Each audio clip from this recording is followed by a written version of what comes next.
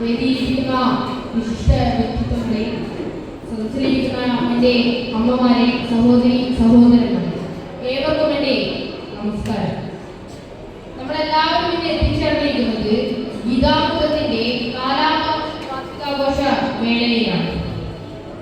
ഞാൻ ഗീതാമൃതത്തിന്റെ 1ാം ബാച്ച് വിദ്യാർത്ഥിയാണ്. എൻ്റെ മാമൻ എൻ്റെ കുടുംബ വാട്സപ്പ് ഗ്രൂപ്പിലിട്ട പോസ്റ്ററിലൂടെയാണ് ഞാൻ ഗീതാമൃതത്തിൽ എത്തിച്ചേർന്നത്. എന്നാൽ എൻ്റെ അമ്മ പറഞ്ഞത് കൊണ്ട് മാത്രമാണ് ഞാൻ ശ്രീമദ് ഭഗവത്ഗീത പഠിച്ചത്. ശരിക്കും പറഞ്ഞാൽ പൂർണ്ണ മനസ്സോടുകൂടിയല്ല ഞാൻ ശ്രീമദ് ഭഗവത്ഗീത പഠിച്ചിരുന്നത് ആദ്യം. അങ്ങനെ അതുകൊണ്ട് തന്നെ കുറച്ചു കാലം കഴിയുമ്പോൾ തന്നെ ഞാൻ ഭഗവത്ഗീത പഠനം നിർത്തുവാൻ തീരുമാനിച്ചു. അതിനുശേഷം ഒരു സ്ഥലത്ത് നിന്നും മാഷെ നേരിട്ട് കണ്ടു. ആ സമയത്ത് വളരെ വിഷമത്തോടു കൂടി എൻ്റെ അമ്മ മാഷോട് പറഞ്ഞു, രുദ്രാക്ഷ് ഗീതാ പഠനം നിർത്തുകയാണ് മാഷെ.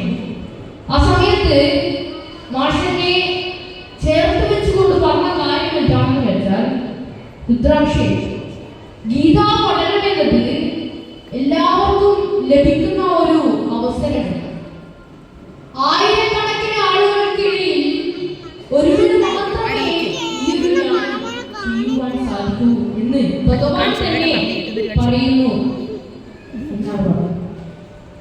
അന്ന് ആ മാഷ് പറഞ്ഞ വാക്ക് ഞാൻ നെഞ്ചോട് ചേർത്ത് വെച്ച് ഗീതാ പഠനം മുന്നോട്ട് കൊണ്ടുപോകും.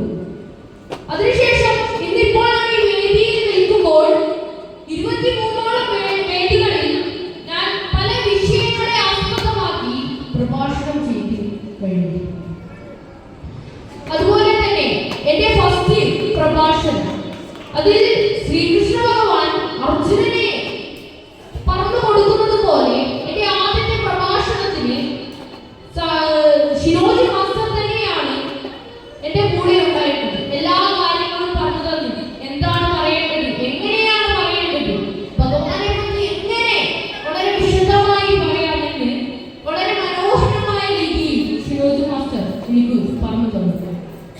അതുപോലെ തന്നെ ഷിനോജി മാസ്റ്റർ എപ്പോഴും നമ്മുടെ ക്ലാസ്സിൽ പറയുന്ന ഒരു കാര്യമാണ്. അതുപോലെ തന്നെ ഷിനോജി മാസ്റ്റർ ആദ്യം ക്ലാസ്, അതായത് ഇപ്പോൾ ഒരു പുതിയൊരു ബാച്ച് തുടങ്ങുമ്പോൾ ആദ്യം പറയുന്നൊരു കാര്യമാണ് ലക്ഷ്യം. ലക്ഷ്യം എന്ന് പറയുമ്പോ ചെറിയ ലക്ഷ്യമല്ല, വലിയ വലിയ ലക്ഷ്യങ്ങളാണ്. അപ്പോ ഇപ്പൊ അടുത്ത് മാഷിനുണ്ടായ ഒരു അനുഭവം, മാഷി ഗീതാമൃതത്തിന്റെ വാർഷികവുമായിട്ട് ബന്ധപ്പെട്ടിട്ട് കൽപ്പന കാണാൻ പോയി. എന്നാൽ അന്ന് കൽപ്പന മാഷിന് കാണാൻ പറ്റില്ല. അന്ന് വീട്ടിൽ വന്നപ്പോ മാഷ ഭാര്യയോട് മാഷ് പറഞ്ഞു, ഇന്ന് കൽപ്പനയായിട്ട് കാണാൻ പറ്റിയിട്ടില്ല, സമയം കഴിക്കാൻ തോന്നുന്നു. അപ്പോ മാഷ ഭാര്യ പറഞ്ഞത്, കുറച്ച് വർഷങ്ങൾ കഴിഞ്ഞാൽ കൽപ്പന നമ്മുടെ വീട്ടിലേക്ക് വരുമല്ലോ, ഗീതാമൃതത്തിലൊരു കൽപ്പന ഉണ്ടാവുമല്ലോ. ഇത് മാഷ് നമ്മുടെ ക്ലാസ്സിൽ തന്നെ പറഞ്ഞതാണ്.